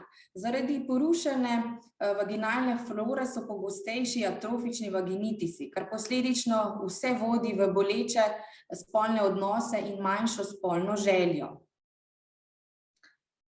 Sečila izhajajo iz enakega embriološkega izvora kot genitalno tkivo. Zato so prisotne tudi težave strani sečil. Predvsem je izražena simptomatika urgentne urinske inkontinence. Bolnice navajajo pogoste mikcije, tudi več kot 9-krat dnevno, kar tudi vodi v ponavljajoča vnetja sečil. Zaradi izgube elastičnosti in moči mišic medeničnega dna prihaja tudi nepravilnega položaja rodil. Zdravljenje postoperativno hormonsko s tamoksifenom in aromataznimi inhibitorji dokazano zmanjšuje možnost za ponovitev bolezni in izboljša preživetje. Po drugi strani pa imajo negativne stranske učinke na urogenitalno tkivo. Te značilnosti so zbrane v tabeli, te težave se še spotencirajo, podobno je tudi pri zdravljenju s kemoterapijo. Cilj zdravstvene oskrbe bolnic z rakom dojke je ohranitev, pridobitev normalnih delovanj, splošno dobro počutje, ne samo tista primarna kakovost življenja. Podatki v literaturi kažejo, da bolnice pogosteje poročajo o normalizaciji fizičnega in čustvenega stanja, medtem ko težave s spolnostjo, motnje spolnosti se pa nadaljujejo v obdobje tudi več kot 5 let po zaključenem zdravljenju. Težave s suhostjo nožnice in bolečinami imajo tudi bolnice, ne glede na to, ali imajo spolnega partnerja ali ne. Seveda je tukaj etiologija pri teh bolnicah multifaktorska, razlogi so številni, še drugi fizični in psihološki. Najbolj pomembno pri obravnavi ginekoloških težav je, da z bolnico vzpostavimo zaupen odnos. Pogovor je ključ do uspeha. Potrebno se o teh stvarih pogovarjati, razpravljati o težavah, o nelagodju. Uporabljamo odprte tipe vprašanj, kot so: imate zaradi bolezni raka dojke skrbi, težave, bolnice, ki se soočajo v vaši situaciji, navajajo zaskrbljenost glede spolne funkcije, spolne aktivnosti, potem ob zaključku pa so ta vprašanja bolj zaprtega tipa, da od pacientke dobimo neko povratno informacijo. Kadar pa želimo objektivno oceniti zdravstveno stanje, pa uporabljamo standardizirane vprašalnike. Pri naših bolnicah smo poizvedovali, ali opažajo težave, kot so suha nožnica, uhajanje urina ali bolečina ob diagnozi, ob pol leta pa po 1 letu. Ob diagnozi vidimo, da je ta odstotek približno 20%, po 1 letu pa skoraj 50%.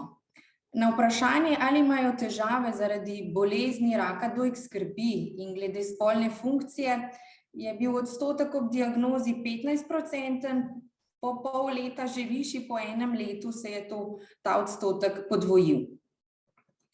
Če pogledamo težave glede na starostne skupine pri bolnicah pod 40 let, vidimo, da so te težave izrazitejše po 1 letu.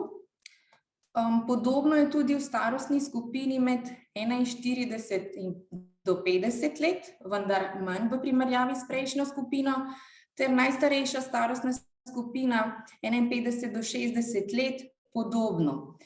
Vidimo, da imajo največ težav bolnice v najmlajši starostni skupini, kar je predvsem zelo pričakovano.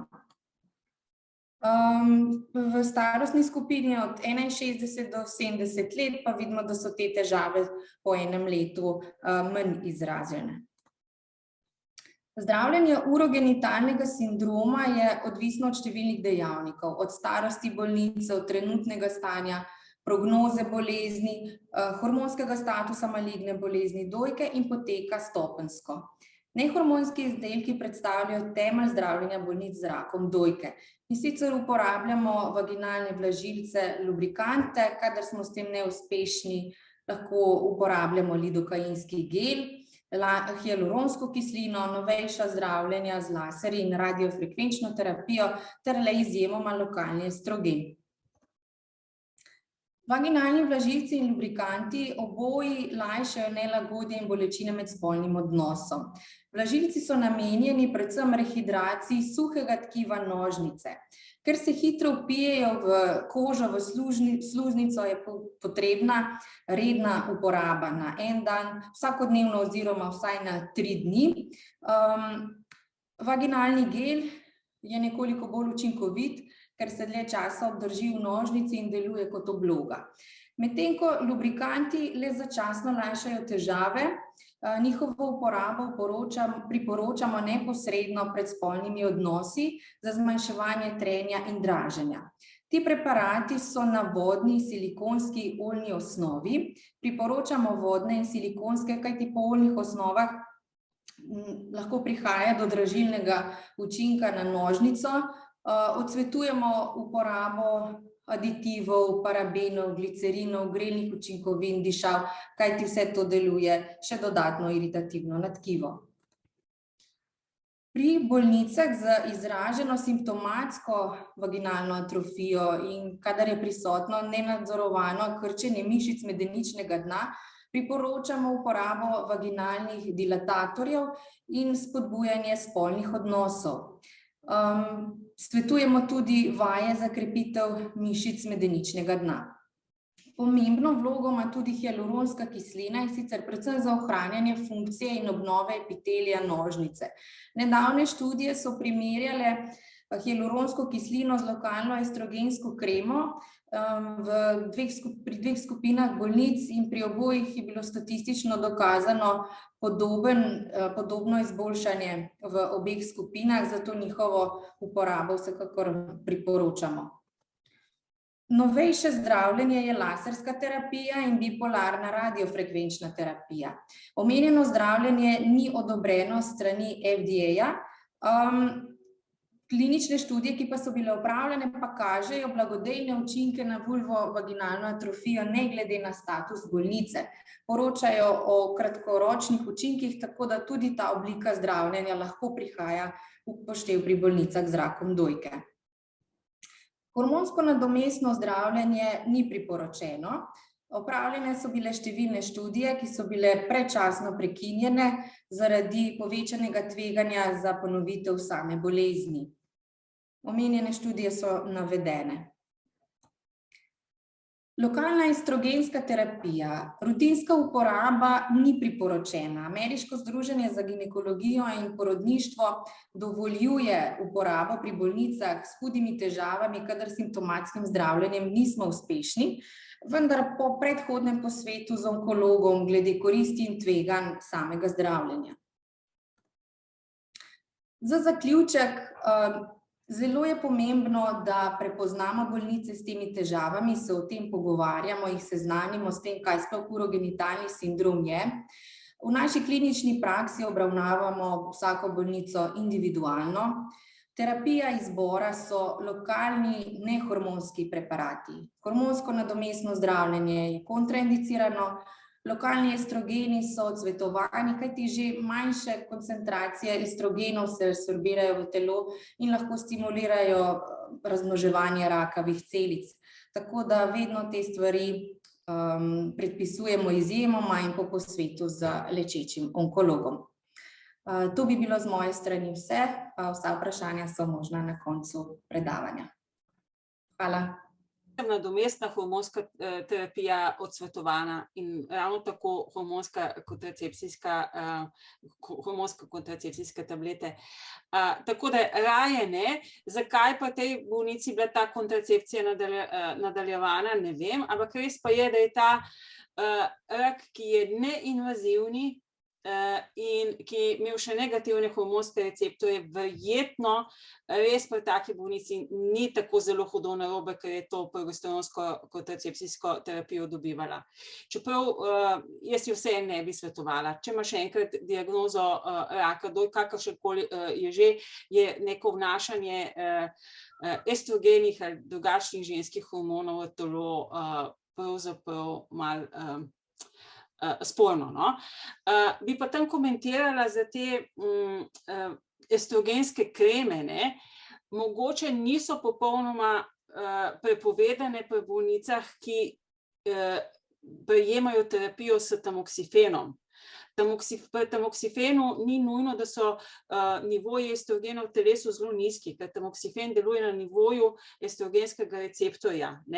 In če neka mlada ženska, ki ima še drugače, je še v premenopavzi, to se ima nek nivo hormonov še, ima pa vseeno te težave s suho nožnico, ni tako zelo narobe, če drugi ukrepi ne pomagajo, če neko tako estrogensko kremo dobi. Povsem drugače pa to pri bolnicah, ki so na zaviralcu aromataze, katerega mehanizem pa je zniževanje že tako nizkih nivojev estrogenov v krvi, če pa tam daš neko estrogensko kremo lokalno in ob tem dosežeš magari neko minimalno resorpcijo, pa to lahko že kompromitira delovanje samega zaviralca aromataze. Tako da ni čist enoznačno, vse je treba od primera do primera vedno premisliti, ampak na splošno pa ja, raj ne estrogenov dodajati, če gre za rak dojke. Imamo tlele še eno vprašanje, vidim. Aha, kolegica je terapijo ukidila. Dobro. Okay. Pa gremo kar naprej, bomo še na koncu mogoče malo podebatirali. Zdaj pa prosim dr. Bokalovo, da bo pa v farmakoloških ukrepih za lajšanje simptomov ob neželenih učinkov hormonske terapije. Prav lepo pozdravljeni, vidite slajd? Ja, a lahko daš Ožka na cel zaslon? Zaslon, ja. Če gre, tle, ja. Klikala sem, ne vem pa ne postal. Zdaj se pa je šlo. Ja, super je, ja. Slište me pa tudi, ne? Ja. Se prav lepo pozdravljam, da danes smo že veliko povedali, kako pomagamo bolnicam, kadar so na hormonski terapiji. Večinoma so bilo zapravo stvari, ki jih oni naredijo, ki se jih pač naučijo. En tak mali košček so pa tudi zdravile, ki drugače internisti onkologi zelo pogosto pišemo, pa pravzaprav eno tako sporočilo, ki sem ga zdaj zaznala, da tukaj pa so zdravila manj pomembna, da res najbolj pomembno je sprememba življenjskega sloga pa te nefarmakološki ukrepi. Zdaj, jaz se bom v predavanju osredotočila na medikamentozno terapijo dveh težav, to so vazomotorni simptomi ob pomanjkanju ženskih spolnih hormonov, pa bolečin v mišicah in sklepih. Na začetku pa dve taki praktični vprašanji, za kar prosim podporo. Tole se je pojavilo. Se pravi, da poklikate, preberem prvo vprašanje. Katero od zdravil bi predpisali za zdravljenje vročinskih oblivov v bolnici z rakom dojke na dopolnilnem hormonskem zdravljenju, ki nefarmakološki ukrepi ne pomagajo in zato še ni prejemala nobenega zdravila? Se pravi, ali anksiolitik, antikonvulziv, antidepresiv ali progesterone v kombinaciji z estrogeni. Pa malo počakam. Te vprašanja se bosta tudi na koncu ponovila, tako da najprej ne bom komentirala odgovorov, kateri je pravilen, kateri ne. Zdaj čakamo. Aha, antidepresiv je pa anksiolitik sta, antidepresiv je najbolj pogosto odgovor. Ok, hvala. Potem gremo na drugo tako praktično vprašanje. Kateri analgetik bi predpisali bolnici, ki ima močne bolečine v sklepih ob zdravljenju z dopolnilno hormonsko terapijo zaradi raka dojke? Prva možnost nestarin diateromatikov, 2 inhibitor, paracetamol ali kombinacijo obeh, potem šibki opioid, če je potrebno tudi v kombinaciji številko 1 ali močni opioid. Malo počakamo.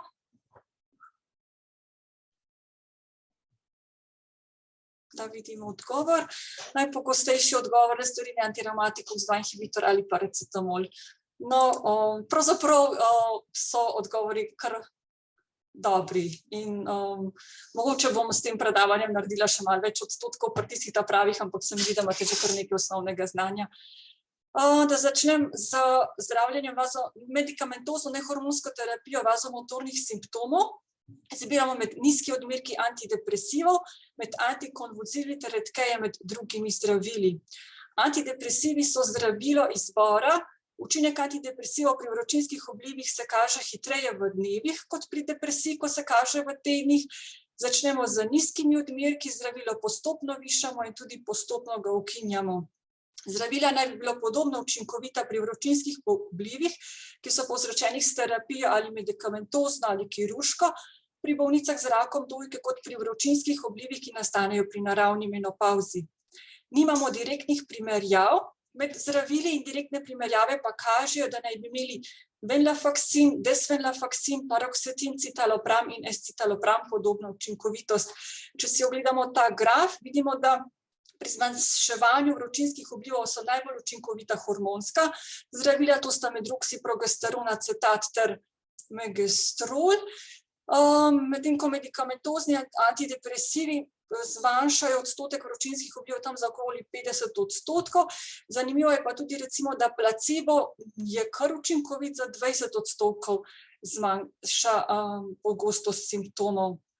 Pri večini bolnic se s časom intenziteta vročinskih vplivov zmanjša, tako da čez čas terapijo lahko ukinjamo tam po 1 do 2 letih.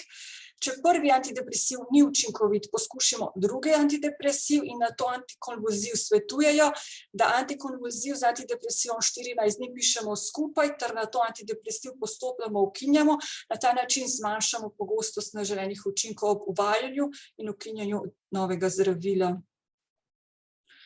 Prva skupina antidepresivov, ki jih bom opisala, so inhibitorji prevzema serotonina in noradrenalina, to so venlafaxin, desvenlafaxin, ki v Sloveniji ni dostopen, ter duloxetin.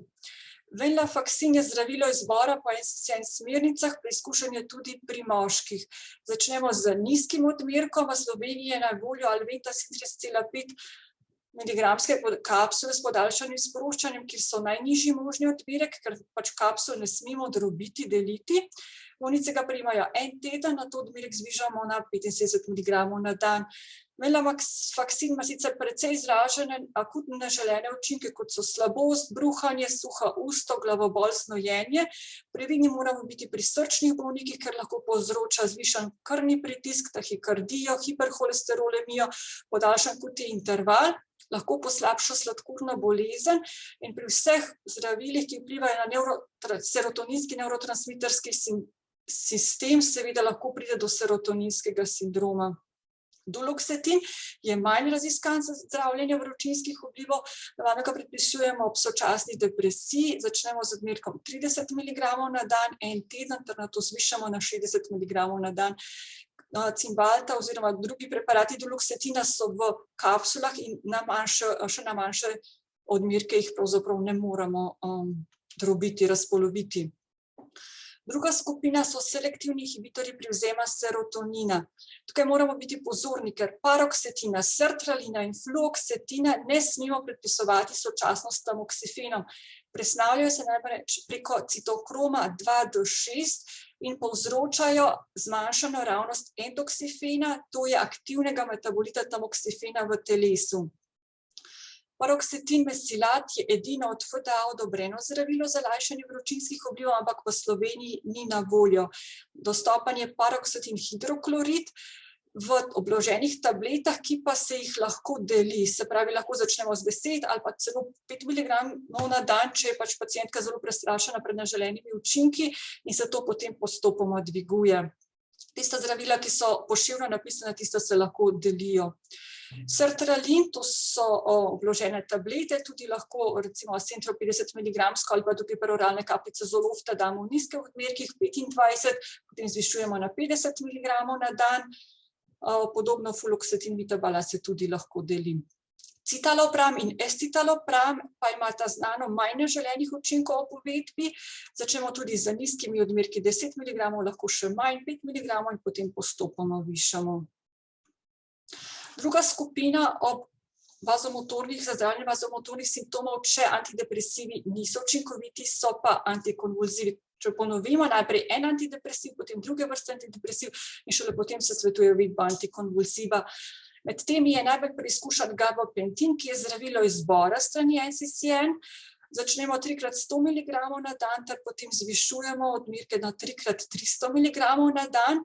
ob nočnih vročinskih oblivih. Nekatere pacientke tožijo predvsem zato, da imajo vročinske oblive po noči, ki jih po noči zbujajo, pa se priporoča le večerno odmerjanje gabapentina, 1 uro pred spanjem 100 mg zvečer, ki se potem lahko viša vsake 3 dni do učinka, do neželenih učinkov ali do 900 mg zvečer.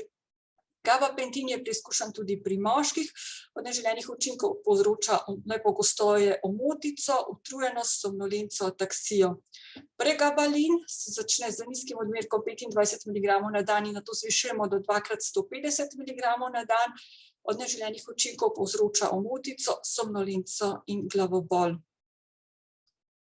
Druga medikamentozna nehormonska terapija v motornih simptomov je sicer redkeje uporabljena. Svetujejo recimo antihipertenziv klonidin, ki pa v Sloveniji ni na voljo, je centralno delujoč alfa-2 agonist in se tudi redkeje uporablja, ker povzroča pogosto neželene učinke, kot so suha usta, vrtoglavica, zaprtje, sedacija. V Sloveniji imamo na voljo oksibutinin, ki pa je sicer indiciran za zdravljenje hiperaktivnega mehurja in je v Sloveniji predpis omejen na pediatre nefrologe. Zdaj pa drugi del mojega predavanja, to so mišično-skeletne bolečine. Najprej bi govorila nekaj dejstev o mišično-skeletnih simptomih, ki jih povzroča zdravljenje z aromataznimi inhibitorji. Le to prizadene tako sklepe kot mišice, kot tudi tetive in kitne ovojnice. Sklepi so boleči in okoreli, ta okorelost je najbolj izražena zjutraj. Pogosteje so prizadeti manjši sklepi, lahko pa tudi centralni, kot so hrbtenica, kolki, ramena. Mišice so lahko boleče, šibke, opažamo lahko tudi zmanjšano moč prijema. Pri tetivah in kitnih ovojnicah lahko pride do vnetja. Nekoliko pogosteje se pri bolnicah, ki prejemajo aromatazni inhibitor, pojavi sindrom karpalnega kanala ali pa zaskočen prst. Ti simptomi so lahko stalni ali pa prehodni. Mediani čas do samega nastanka simptomov je 6 tednov od uvedbe zdravljenja, do maksimalnih simptomov in prekinitve aromataznega inhibitorja zaradi težav popisujejo 6 mesecev. Med dejavniki tveganja najpogosteje opisujejo čas zadnje menstruacije. Od pričetka zdravljenja, če je bila zadnja menstruacija znotraj 5 let od pričetka zdravljenja, je bistveno večja verjetnost, da bo prišlo do težav, kot če je bila 10 let ali kasneje. Opisuje tudi predhodno zdravljenje s kemoterapijo s taksani poveča tveganje. Kakšna je torej medikamentozna terapija mišično-skeletnega simptoma? Analgetiki, ki jih moramo vedno predpisovati v kombinaciji z nefarmakološkimi ukrepi. Internisti onkologi, kadar so težave zelo izražene, razmišljamo še o menjavi vrste aromataznega inhibitorja oziroma o menjavi aromataznega inhibitorja za tamoksifen. Glede analgetične terapije pri mišično-skeletnih simptomih se opioidi ne priporočajo. Priporoča se paracetamol ali nesteroidni antirevmatiki oziroma selektivni COX-2 inhibitorji. Duloxetin pa je zdravilo, ki je bilo edino preizkušeno v randomizirani s placebom kontrolirani raziskavi. 299 bolnic, ki so imele mišično-skeletne simptome povzročene zdravljenjem z aromataznimi inhibitorji. Skupina z duloxetinom je prejemala le-tega v odmerku 30 mg na dan 1 teden, potem 60 mg na dan 11 tednov, potem 30 mg na dan 1 teden in nato so ga ukinili. Druga skupina pa je imela zdravljenje s placebom. Ugotovljeno je bilo, da je bilo v skupini z duloxetinom klinično pomembno izboljšanje bolečin v 6. tednu. V primerjavi s skupino s placebo to je 68% proti 49%. Zdaj zanimivo je zame recimo, da tudi placebo je kar učinkovit v tej raziskavi. Tudi sama povprečnost bolečnost sklepov v skupini z duloxetinom je bila manjša v primerjavi s skupino s placebom, ko pa so bolnice duloxetin prenehala jemati, sta se ti bolečnost izenačili, tako da duloxetin lajša težave, ne pa same etiologije težav. V neželenih učinkov so bile najpogosteje prisotne utrujenost, nausea, suha usta, glavobol. Zanimiv mi je bil ta algoritem, ki je bil objavljen v enem članku leta 2020, ameriški članek. Se pravi, pomeni, da že kadar onkologi uvajamo aromatazni inhibitor, razmišljamo in opozorimo pacientko, da lahko pride do mišično-skeletnih simptomov, ter da ji svetujemo nefarmakološke ukrepe.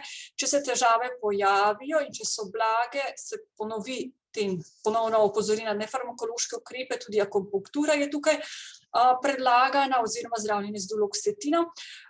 Zanimiv podatek mi je bil tudi, da je bila narejena raziskava, kjer so ugotovili, da omega-3 maščobne kisline v odmerku 3,3 grama na dan pri bolnicah, ki so imeli body mass index 30 ali več, izboljšajo simptome v primerjavi z tistimi, ki niso imeli omega-3 maščobnih kislin, niso imeli tudi prekomerno telesno težo. Medtem ko pri bolnicah z manjšim body mass indeksom telesne mase pa pravzaprav ni bilo izboljšanja. Če so simptomi hudi, refraktarni, kot sem že rekla, lahko aromatazni inhibitor ukinemo in uvedemo druge vrste aromatazni inhibitor oziroma uvedemo tamoksifen. Če so simptomi zelo hudi, refraktarni, razmišljamo tudi o druge etiologiji in pacientko eventualno napotimo k revmatologu. Da vidim, koliko imamo še časa. Ponovno vprašanje, zdaj malo sicer bolj natančno, ker so zdaj tukaj našteta pravzaprav sama zdravila, ne samo skupine zdravil, se pravi, katero od zdravil bi predpisali bolnici za zdravljenje vročinskih oblivov, če ji nefarmakološki ukrepi ne pomagajo. Pa bi prosila spet za podporo.